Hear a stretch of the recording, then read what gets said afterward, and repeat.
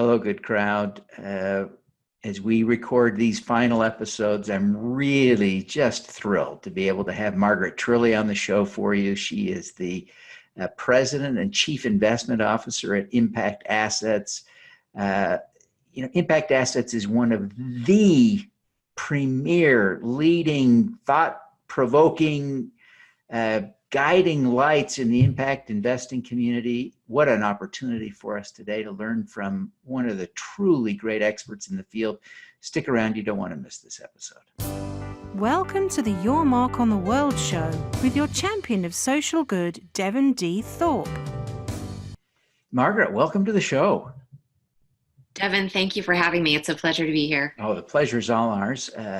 We've had Tim on the show before, and it's nice to be able to upgrade. I've got the show. But Impact Assets really is an exceptional organization doing amazing things with impact investing. Why don't you tell people a little bit about Impact Assets just to frame our discussion? Sure. Well, I am new to Impact Assets. I've been here almost a year. I still feel like a freshman. But what was exciting to me about joining the organization after being on my own and working for many other firms was just the breadth and depth and the reach that Impact Assets has in the impact space. We're one of the largest, if not the largest, dedicated impact investing firm with $1 billion under management. Last year, we did 108 custom investments, around 17 million through those private debt and equity deals.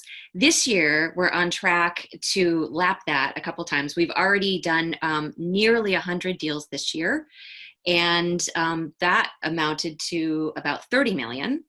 And in our pipeline, we've got another 11 for 42 million. So just record-breaking year just across the board. It's super exciting to be here. The growth is tremendous, which really, to me, signals all kinds of good things in the market for impact investing. Yeah, you really are doing some wonderful, innovative things. And one of the things that I love most about what you do is the innovative way you use donor-advised funds. So a lot of the money that people are investing is, in essence, philanthropic capital that has been donated to Impact Assets. And then the advisor is telling you both how to advise or how to invest and then how to ultimately give the money away. Tell us a little bit about how that works. Sure. So a donor advised fund, for people who don't know, is kind of an answer to a foundation. The donor at the beginning writes a check and makes a donation to Impact Assets, and then that sets up their own donor advised fund. We have people name it after themselves or name it something covert or name it Trilli Family Foundation. There's a lot of ways that can take form, or they can make donations out as they write checks under the Impact Assets name. So the way most donor advised funds work is that it is a set of philanthropic capital or pool of philanthropic capital where the checks are made out, or the donations are made over time.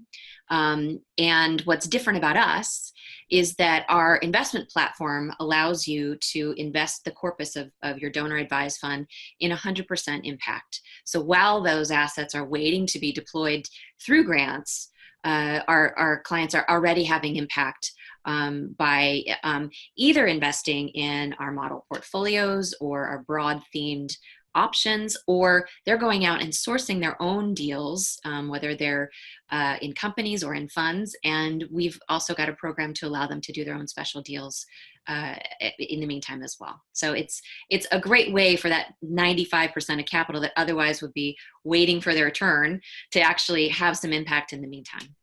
Yeah, brilliant model. Now, traditionally, people who set up a donor advised fund are quite affluent. What is the minimum size for a donor advised fund at Impact Assets? Well, the minimum size right now is $25,000. We have, for clients that come to us through advisors, the minimums vary. At this point, we're able to offer the funds that are pre-approved on our platform for a minimum investment size of $10,000, which is really unheard of. Many of these funds have investment minimums of $1 million or more if you're not investing through our donor advised fund. So it's a tremendous opportunity for people to actually participate in some of the industry leading work that's happening out there. It is exciting because you are making impact investing accessible to a new group of people, especially some of the, as you say, the premier sort of branded opportunities in the impact investing space. Now, does Impact Assets have any assets that come to you outside of a donor advised fund? Meaning, do we manage assets outside of the donor advised fund? Yes, that is the question. Well, we have in the past run a couple of strategies outside the donor advised fund. We had a notes program for agricultural notes and also through microfinance. And those programs are still in play today. Right now, we are focused on building out our investment options even further within the DAF. And the next chapter of our growth, we anticipate coming from helping other donor advised funds and community foundations to do what we do, either by working with them as a sub-advisor or a carve-out or a special arrangement that we have with them that enables them to retain the assets, but us to manage them for them. That's a $110 billion market. And it's something that most community foundations are struggling with because their clients are leading them there. It's tremendously expensive to build out this capability internally. And just because we've been doing it for 10 years, we have all of the infrastructure and all of the investment platform options that are needed. And we're really turnkey solution for them. That is very exciting. I sat on the Community Foundation of Utah board for a long time and even suggested, as I begged them to develop strategies for impact investing, that they call you. So I'm glad that you're developing that skill set. I see perfectly how that can be a real value to community foundations who don't feel like they have that expertise. So that's great. As you think about the assets, the deals you're working on, the investments, so if I'm a donor advisor, a donor at Impact Assets, I've got some money I've given you. What are some of the investment opportunities you're showing me right now? So we have many options. We talk our clients through what we call a journey, an impact investing journey, which is the same conversation that many of the other impact advisors would be having in the space. Our journey can start with, what are your passions? How do you describe them? And then we go through a process where we try to get to a point where we can articulate those passions and values in investable terms. We're looking across grant making and investing for market rate investments and investing for concessionary investments at all the options, and working with you to figure out where you want to do certain types of investing for certain types of causes. And then we're looking over time to figure out what the portfolio will look like this year, because it's very difficult to move money quickly. If you want to do venture capital and investments in direct investments like Beyond Meat, for example, one of our favorites, that takes time. Those companies aren't raising every day; they're raising every 2 years or so, and you're writing one check at a time in those types of investments. And you need a plan for your capital and weighting. So we have a multi-asset class platform that will help you deploy those assets to impact in a liquid way, so that over time you can deploy it to the more exciting, smaller bite-sized companies that really they tend to have more meaning and more impact for the asset holder in the end. And the goal is to get the portfolio to 100% deep meaning and impact for the investor, but it just takes time. So we've got sort of this two-pronged approach where we're working on a strategy for deploying capital, and we're working on a strategy for the rest of the pie that is really the capital and weighting. Excellent. what are some of the examples besides Beyond Meat? You threw that one out there. What are some of the other specific opportunities that people might see that you'd be talking to them about? Well, we look at both funds and directs for our clients. Most of our direct company investments come client sourced, although there are a few client relationships where we're helping them find their impact ideas across the board, from grant making all the way to investing. So, but for most people, we're looking in the fund space. We have an approved funds platform. And across that approved funds platform, we have a number of different options. One great option is the Sirona Fund. It's a fund of funds. So they've chosen expert fund managers across the globe. So it's a wonderful way to do emerging markets, which is it's a incredibly difficult investment strategy. You need people on the ground in all of those countries to really have the kind of impact you're looking for. And Sirona is a great answer for that. And so they manage the managers, and the managers do the work on the ground. And we get to have tremendous reporting from them. It's terrific. Another fund that I really like is Renewal. They work in the consumer goods space. So for people who like to touch and feel the investments that they invest in, they like to see them on the shelf and use the products. That's a great example. And they're doing a lot of sustainability investing in that space. We have Community Investment Management, and it's a fund that works to make small business loans in a part of the market that is really difficult to reach by traditional capital sources. And those are some of the types of investments that are my favorite, where we're plugging in capital in a gap in the capital market to help spur either populations that don't get traditional banking or traditional lending, or small businesses that otherwise couldn't grow because sometimes it takes money to make money. So those are just a couple of the Very options. cool. Very cool. Now, if there were an entrepreneur with an impact plan, a social entrepreneur with a business that's beginning to scale, kind of a sexy way, is there someone at Impact Assets that they can call to get capital? Is there a process to get into there? Or do they call one of the funds that you invest in instead? Either way, we're happy to be connectors. Mostly, we're going to connect an entrepreneur with a qualified investment professional, but we know many of them, and we have a tremendous network. And the best thing to do is not contact me directly, because my inbox will be a black hole. But we do have a special email set up for that. It's impact@impactassets.org. And we do have, that is a manned email box, and we do really try to make those connections and make those opportunities available. We see ourselves as a nonprofit in the space, with a mission of catalyzing capital to the forces of good. We see ourselves as being the facilitator and a connector in that way. Oh, that's very cool. Margaret, you've had an impressive career by any measure. What are you most proud of having accomplished? Oh my goodness. Well, I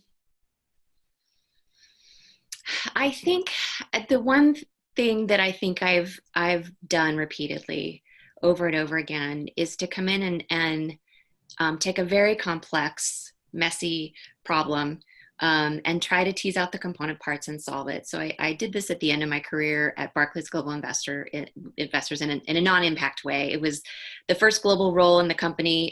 We were a global company overnight with lots of organizations underneath it, and my mandate was to take a global operating model, to put in a global operating model, a global technology solution, and to improve our coverage for data research and analytics by tenfold. And we did that in 2 to 3 years, which was, right on plan, but it was an enormous effort. And ever since then, it's been really hard to just tend the ship. I like a big, hairy problem, and a complex one. And impact investing, when you look across the whole space, it's a very nascent industry. There's a lot of problems we have to solve in order to remove barriers to the acceleration of capital. And in coming to impact assets, I wouldn't say it's a big, hairy problem by any stretch. I would say it's a gigantic opportunity and a good to great story. And I'm really excited about, coming in and developing a Go Big strategy. We're now fundraising for that. And we're really looking at accelerating the pace of capital over the next several years. It's exciting. Oh, that's great. As you look at your work in impact investing, what do you think the most important lesson is that you would share with a new impact investor? Well, this is a lesson I've learned over and over again, and I think one that the industry is slowly learning, and that is impact is very personal. It really and it ought to be. As the asset owner, in our case, the donor advisor, it is up to you to say what impact is. And I think, as the industry has developed, there are a lot of people doing great work. Sometimes, it's talked about as the way or the only way, or you're not having impact unless you do X, Y, Z. And it really just is not the case. It's really up to every individual investor to decide what their causes are, where they're going to do concessionary investing, if at all, where they're going to do market rate, if at all. And it doesn't have to be one or the other to have impact. And there's lots of ways to get there. So I think and the challenge, and one of the things that the industry has to get over, is that amount of customization is not scalable. So it's been difficult and will continue to be difficult for businesses to serve clients in a scalable way. And I think the sooner we, as service providers and investment advisors, as soon as we really embrace the idea that every strategy is a custom strategy, and we have to do the work to figure out what really moves people before we can deploy a portfolio that has impact for them. Until that gets sorted, and until investors really start demanding it and not settling for anything less, we're really not going to be achieving our goals and achieving the full potential of the movement. But I think we're on our way. I feel very positive about that. No, that's good. What drew you to this work? Really, for me, it was, I have a very hard time with work-life balance. I usually love my work, whatever I'm doing, and I take it with me everywhere. And so that for me is, and it's going to be something I've just accepted. I'm always going to be working a lot, but having my children really put a different lens on it. And if I am going to spend time away from my children, that work better matter. And so it raised the bar for me in really making my work count, making my hours count. I got more picky about the type of people I work with and the type of cultures I'll work in, and how I structure my work. It just needs to be highly productive and in some ways on terms that work for me. So, and not a lot of organizations are set up that way. So I think what's great about impact assets is that Tim already had the firm set up this way, and it really is congruent with my values. And we do really try to meet people where they are, and we're kind of on the more progressive end of where the future of work is going. Oh, that's great. That's great. Well, what is your superpower, Margret? I was afraid you were going to ask that question.